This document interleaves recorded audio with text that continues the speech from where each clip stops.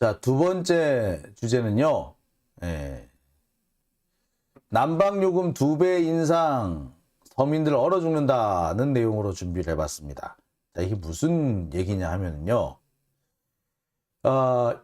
최근에 이 난방요금, 그러니까 지역 난방공사 있잖아요. 예, 지역 난방의 공급가가 무려 40% 가까이 올랐어요. 근데 말이 40%지 계산 잘 해보면요. 거의 60% 가까이 오른 거였습니다. 실제로 체감 인상률을 따져보니까 2배 이상 폭등을 한 걸로 봐야 되는 거예요. 그러니까 지금 오른 걸로 계산해 보면은 수치상으로 보면은 6,000원 나오던 것이 9,000원 정도 나와야 되는데 6,000원 정도 6만 원 정도 그 요금을 내던 사람이 이번에 요금이 올라서 9만 원 정도 내는 걸로 이렇게 돼야 되는데 실제로는 12만 원 정도 내는 상황이 돼 있더라는 거예요. 그러니까 체감 인상률은 2배인 거야. 수치상 인상률은 38% 밖에 안 되는데 체감 인상률은 2배 가까이 되는 이런 황당한 상황이 벌어져 있습니다. 자, 이 이유는요. 첫째, 눈속임을 했기 때문에 그렇습니다. 그리고 두 번째는요. 이 숫자, 그러니까 인상률을 따지는 숫자에서 몇 가지를 빼버렸어. 계산에 당연히 포함될 내용들이 포함이 되지 않는 바람에 가격이 적게 인상이 된 것처럼 보이는 거예요. 아마 대표적인 게 아마 그 할증 요금 때문에 그러지 않을까 하는 생각이 들어요.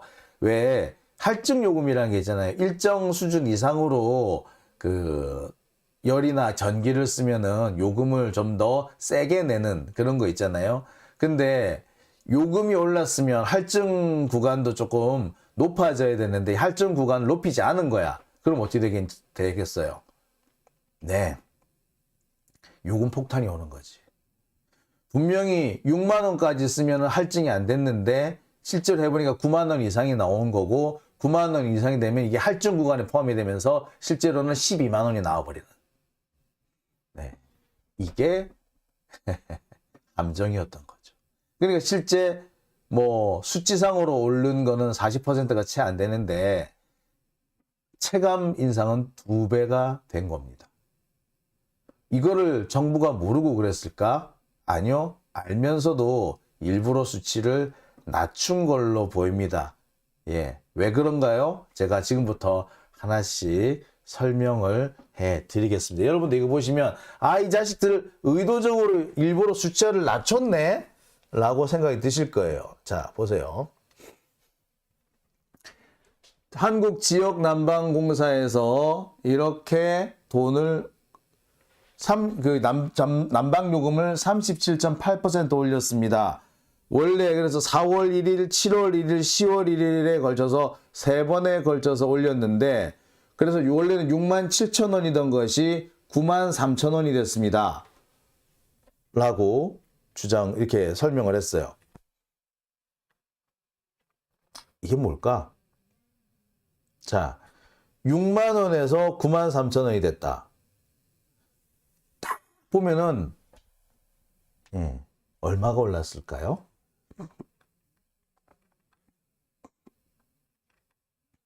딱 보면은 2만 5천 원이 오른 게 돼 있어요. 그러면은 이 2만 5천 원은 이렇게 계산해 보면은 얼마? 37.8%가 오른 게 맞아요. 그런데 이게 1년 사이에 이렇게 오른 거죠. 몇 달을 거쳐서. 자, 사실 이렇게 오르는 거는 37.8% 오른 게 아니라 거의 1.5배가 올랐죠. 따라서 1.5배가 올랐습니다. 그러니까 50% 인상이라고 쓰는 게 어떻게 보자면 더 정확할지도 모르겠습니다. 그죠? 여러분들이 볼 때 이게 50% 인상이라고 보는 게 더 정확하지 않나요? 그죠? 자, 그런데 문제는 이 지역 난방에서 6만 7천 원 내는 사람은 거의 없어요. 겨울에 적어도 12만 원, 14만 원, 15만 원 이렇게 낸단 말이에요. 그럼 이렇게 이 사람들은 어느 정도 나온다? 15만 원을 내던 사람들 같은 경우에는 실제로 얼마를 내게 된다? 예. 24만 원을 내게 되는 거예요. 그런데 아까도 얘기했듯이 할증 구간이 있다 그랬죠. 그래서 이 사람들 거의 30만 원에 가까운 돈을 내게 돼요. 그러면 실제 내가 부담하는 거 얼마? 2배가량 오르게 되는 거예요. 예. 이렇게 6만 원대만 내면 이렇게 할증이 안 돼. 안 걸려. 근데 15만 원 넘어가기 시작하잖아요. 거의 15만 원이 할증이 안 걸리는 거의 마지막 구간쯤 될 거야. 근데 그 다음부터는 예, 쭉 올라가는 거지. 예. 자, 그래서 2002년 세 차례에 걸쳐서 총 38%, 수치상 38%지만 제가 볼 때는 거의 50%가 올랐고요. 실제로 6만 원이 9만 원 정도 올랐다라고 알려졌지만 실제로는 거의 6만 원 내던 사람이 12만 원 정도 내는 수준으로 대폭 오른 거다. 아니 근데 6만 원 돈 내던 사람들이 9만 원 내는 거 이것만 해도 얼마 대폭 오른 거 아닙니까 솔직히? 엄청나게 오른 거잖아요. 그런데 실제로 보면 그보다 더 많이 내니까 이건 정말 서민들 입장에서는 허리가 휠 정도로 힘든 일이 되는 겁니다. 그러니까 특히 여기 지역 난방 들어가는 데가 영구 임대주택의 작은 소형 평수 아파트들인 경우가 많거든요. 그분들은 좀 어렵게 사시는 분들도 꽤 있어요. 그런 분들은 이 10만 원, 20만 원 이게 크게 이분들의 그 생계를 좌우하기도 합니다. 만 원, 2만 원이 이 사람들 이분들의 그 어떤 그 밥 한 끼를 생활을 바꿀 수가 있는데 10만 원이면요 진짜 생계가 휘청하는 수준이 되는 수도 있어요. 자, 그런 짓을 하고 있었어요. 했어요. 자, 그런데 겉으로는 얼마를 올린 것처럼 돼 있다? 예, 20.7% 올린 것밖에. 것으로. 아우 씨 진짜.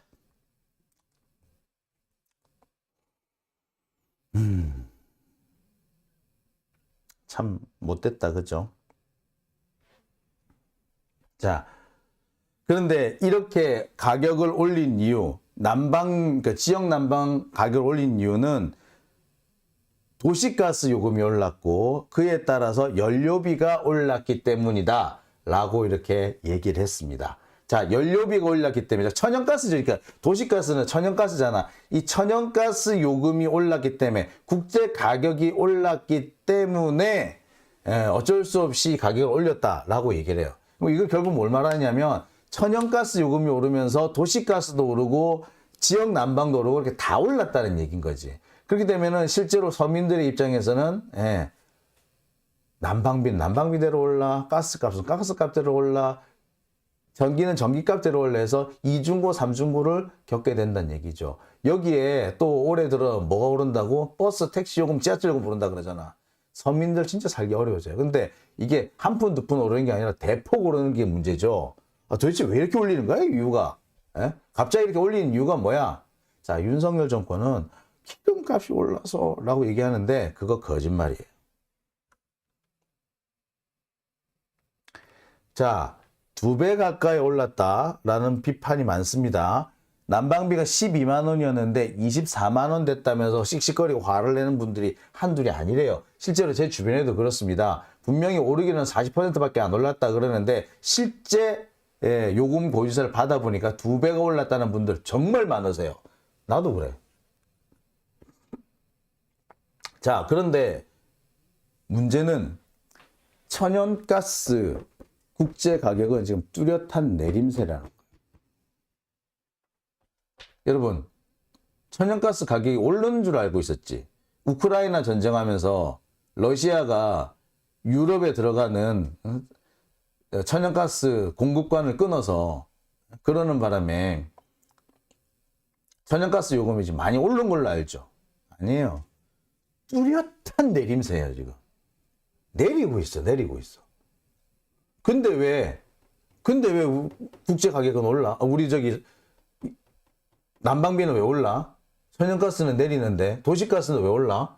자, 보세요. 또 있습니다. 국제 천연가스 가격 유난히 따뜻한 겨울 날씨에 곤두박질을 친대. 자, 우리나라가 유난히 따뜻한 게 아니고요. 우리나라는 지금 춥죠. 유럽의 날씨가 유난히 따뜻하면서 천연가스 사용량이 급감했습니다. 그러면서 국제 천연가스 가격이 뚜렷하게 내려가요. 그러면서 막 오르던 같이 지금 다시 원상대로 복구하고 있어. 그런데 우리나라에서 이 가격은 도시가스 가격은 계속 올라가. 한 번 올라가는 거 계속 올리고 있어. 이 뭐 하는 짓이야? 국민들 가지고 지금 장난쳐요? 석유, 가스, 석탄 등 모든 에너지 가격이 우크라이나 전쟁 이전 수준으로 회복됐다. 재구축된 공급망의 안정화, 경기 둔화, 따뜻한 겨울로 인한 수요 감소 영향이다. 국제 가격 하락세와는 달리 원가보다 낮게 공급되고 있는 국내 전기 가스 요금은 올려야 하기 때문에 정책 당국으로서는 요금 딜레마에 빠지게 됐대. 웃기지 말라 그래. 응? 우리나라 가스 요금 아무리 그렇지만 그 원가보다 싸게 나간 적은 없어요. 이거는 거짓말이에요. 윤석열 정권이 들어와서 거짓말하는 거예요. 원가보다 싸다라는 건 뭘 말하느냐면요. 예? 이게 일단 한전에서 발전하는 가격은 가스로 하면은 싸요. 근데 뭐가 들어가면 비싸다? 석유나 유연탄이 들어가면 비싸져요. 그래서 문제가 되는 거였어. 자, 원가보다 싸다? 천연가스 경우는 싼 거 아니야, 절대. 원가보다 안 싸. 자, 어쨌거나 봐요. 뚜렷한 수준으로 지금 가격이 내려왔다라는 거는 분명한 사실이죠. 자, 가격이 내려왔는데 그럼에도 불구하고 아이고 계속 요금을 올려야 되는 상황이야 라는 식으로 뻥을 치고 있는 거죠. 자, 원가는 내려갔는데 우리 계속 올려야 돼 라고 거짓말하고 있는 겁니다. 예. 참 어처구니가 없죠. 자, 이러는 이유 분명히 가격이 떨어지고 있는데 굳이 이렇게 자꾸 올리는 이유는 뭐냐? 가격을 올리는 이유는 뭐냐? 자, 그게 바로 민영화를 위한 사전 포석이다. 이렇게 보시면 되겠습니다. 재벌을 위해서 올린 요금이고요. 민간업체 이익, 그 다음에 공기업 민영화를 위한 포석이라고 보시면 됩니다. 우리나라 같은 경우에 지금 화력발전소 중에 일부는요, 민간 기업이 운영하는 화력발전소가 있어요. 이게 이명박 때 만든 거야. 근데 그 이명박 때 만든 민간 화력발전소, 이 화력발전소에게 충분한 이익을 제공해 주려면 전기요금을 비싸게 받는 수밖에 없습니다. 그 다음에 지역난방공사, 이거 정말 황금알을 낳는 거위거든요. 지금은 다 서울시 아니면 대한민국 정부가 운영을 하고 있는데 이걸 다 민영화해서 기업들한테 나눠주려고 그래. 그러려면은 미리 요금을 올려놔야 될 거 아니에요. 그래서 민영화를 위한 보석, 그 다음에 지금 현재 민간 업체에 대한 이익을 챙겨주기 때문에 요금을 올리는 겁니다.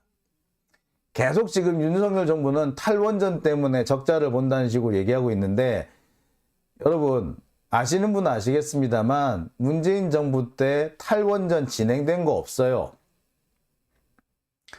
탈원전, 앞으로 추가 원전을 짓지 않는다는 거지 탈원전 한 적이 없어요. 추가 건설을 안 했을 뿐이지 탈원전 한 적이 없어요. 근데 자꾸 탈원전 하는데 이건 뭐냐면 탈원전을 핑계 삼아가지고 민영화 하겠다는 거지. 원자력 발전소도 민영 원자력 발전소를 짓겠다는 거지. 그래가지고 지들 돈 엄청 벌겠다는 거죠. 즉 민영화가 목표입니다. 오로지 민영화가 목표예요. 왜? 지금 대한민국에서 사업이 될 만한 거, 돈벌이가 되는 사업 거의 없거든요. 돈벌이가 되는 사업은 뭐밖에 없다? 국민들 전체를 상대로 장사하는 사업밖에 없어요. 그게 전기, 수도, 가스, 도로 같은 겁니다.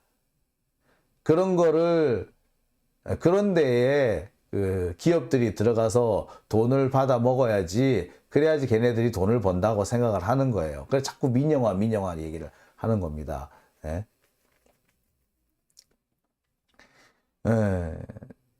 그리고요, 여러분, 전기요금 싼 게 뭐 특히 잘못됐나요? 전기요금이 싸서 한전이 그 손해를 보면 그거 국가가 그 채워주면 되는 거잖아요. 그리고 한전이 그다음 지난 수십 년 동안 계속 흑자였어. 적자 본 거 올해밖에 없어요. 그 국제 유가가 갑자기 급등을 하면서 그 기름으로 석유를 가지고 발전하는 그 화력 발전소의 가격이 너무 오르는 바람에 그래서 지금 적자가 좀 났어요. 그거 외에는 지금 적자를 본 상황이 아니에요. 근데 그거 가지고 왜 적자 타령을 하면서 계속 이걸 민영화를 한다는 둥, 예? 또는 요금을 올린다는 둥, 그딴 소리를 합니까? 만약에 그러면 올해는 적자니까 요금 올리고 내년에 흑자 보면은 요금 깎을 건가? 그렇게 해야 정상 아닙니까? 흑자 봤으니까, 예? 적자 봤을 때 요금 올렸으면 흑자 볼 땐 요금 내려야죠. 그죠? 그게 정상 아니야? 한전은요, 우리나라에서 유일하게 전기를 공급하는 독점 기업입니다. 따라서 그 요금은 한전 지 마음대로 할 수 있는 게 아니라 정부가 정책적으로 결정을 해야 되는 거예요. 근데 감히 독점 기업을 독점을 하고 있는 주제에 하고 있으면서 자기들이 가격도 자기들 마음대로 정하겠다? 그거는 진짜 도둑놈 심보지. 근데 지금 자꾸 한전이 이익을 봐야 되니까 돈을 챙겨줘야 된다는 식으로 지금 윤석열 정권은 떠들고 있죠. 자, 뿐만 아닙니다. 윤석열 정권은 지금 단순히 이런 뭐 한두 가지가 아니에요. 한마디로 서민들의 주머니를 털어서 재벌들의 곳간을 채워주고 있는 그런 짓을 하고 있는데 이 한두 가지가 아니야. 대표적인 게 지금 미분양 아파트를 사들인다잖아. 7조 원이 들어간대요. 7조 원. 아니 몇백억 들여가지고 쌀 좀 사주려니까 쌀은 못 산다면서 아파트를 산다고? 아파트를 왜 사줘? 솔직히 문재인 정부 때 이게 너무 많이 지으면 안 된다고 짓지 말라고 막 이렇게 진정시키고 하지 않았어요? 근데 말 안 듣고 지들이 바득바득 지었으면 지들이 책임을 지는 거지 왜 그걸 정부가 사줘야 됩니까? 근데 이걸 사준대? 시장 수요보다 많이 지어댔으면 헐값에 나가는 건 당연한 거 아닙니까? 왜?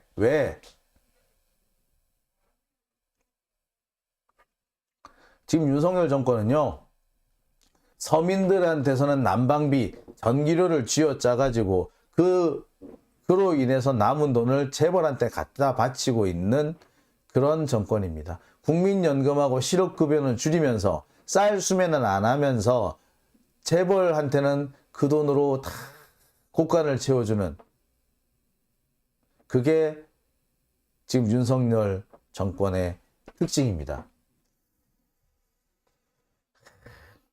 이런 정권은요, 우리가 과거에 본 적이 딱 한 번 있습니다. 언제 어디서 봤다? 예, 바로 이명박 정권 때 봤죠. 지금 윤석열 정권은 딱 이명박 때 하던 짓을 그대로 하고 있습니다. 대통령이 영업사원이니 세일즈맨이니 이딴 소리를 하는 것도 사실은 이명박식 사고방식이죠. 이명박은 그렇게 해서 전 세계 돌아다니면서 지 해먹기만 잘 해먹었잖아. 세일즈 했지. 지껏 세일즈해서 문제지. 대한민국이 세일즈 된 게 아니라. 근데 그와 똑같은 짓을 지금 윤석열도 하고 있는데 문제는 이명박은 그래도 기업을 운영을 해봐가지고 기업 운영하던 시기라도 했는데 윤석열은 그게 아니라는 게 문제겠죠. 예, 도대체 이 나라를 어디로 끌고 갈지 황당하죠. 예, 이진님, 제3자 뇌물이다. 네, 그렇게 볼 수도 있습니다. 제3자 뇌물이에요. 국민들을 쥐어짜서 거기에서 나온 이익을 재벌을 갖다 주면 전형적인 제3자 뇌물입니다. 100%. 그건 뭐 할 말 없어요. 자, 블루문님, 네, 오래간만에 들어오셨나 보죠? 예, 블루문님 들어오셨네요. 예. 자, 선샤인님, 미친놈이 대통령이라니 이 나라가 거덜이 난다라고 하셨네요. 자, 민영화 결사 반대라고 하셨군요. 네. 자, 오늘 여기 두 번째 주제는 여기까지 했고요. 자, 그러면 세 번째 주제로 넘어가 보겠습니다. 자, 세 번째 주제. 어떻게 보면 오늘 가장 핵심 주제가 아닌가 하는 생각도 드네요. 자, 세 번째 주제 넘어가겠습니다.